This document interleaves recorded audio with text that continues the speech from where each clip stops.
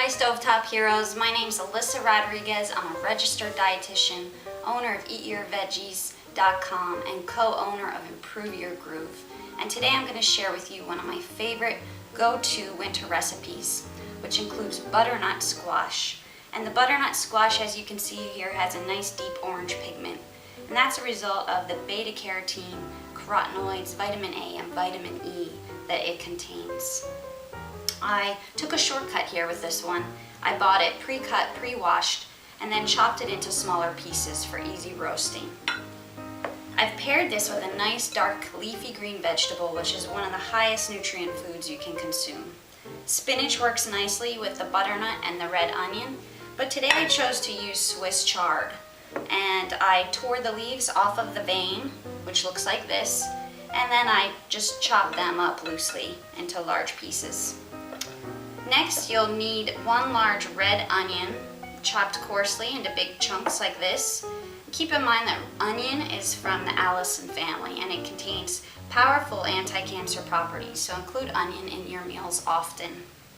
I'm going to be serving these things over a bed of quinoa, so you'll need 4 cups of water, 1 no salt added vegetable bouillon cube, to put in that boiled water, and then you'll add 2 cups of quinoa once that water's rolling nicely. There will be a little bit of pepper in the roast with the roasted butternut and red onion, along with just a smidge of toasted sesame oil for flavor. Once that's all assembled, I'm going to top it with a few pumpkin seeds, which are a nice source of zinc, and some craisins for color. Also, a nice fresh addition to this is fresh parsley, to really spruce up the meal in the dead of winter. So let's get on to the assembly.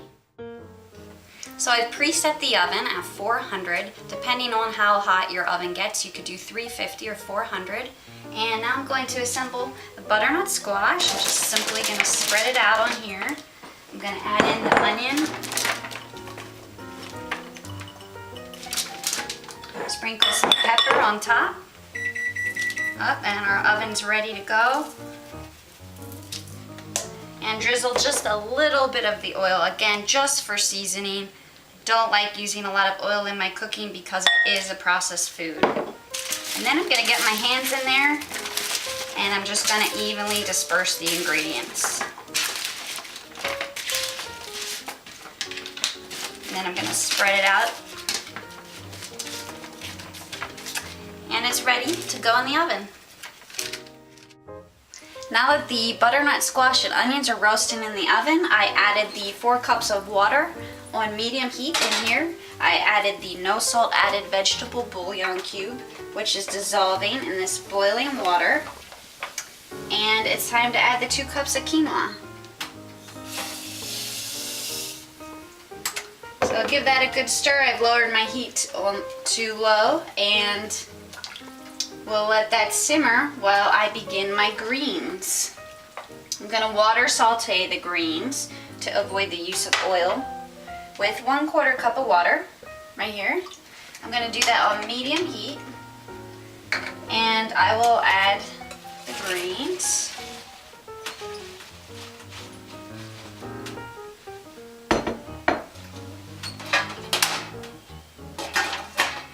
And I'll let them get going in there. Alright, so we're back and now it's time to assemble the final ingredients. My quinoa pilaf cooked here for about 20 minutes, so I'm going to use that as a nice solid base here. And quinoa is actually a pseudo grain, meaning that it's a seed, but we call it a whole grain because it is loaded with nutrients. Next, I'm going to put these beautiful Swiss chard greens that I water sauteed on top. And this really kicks the nutritional value up a notch. And then we'll add some of these beautiful roasted vegetables.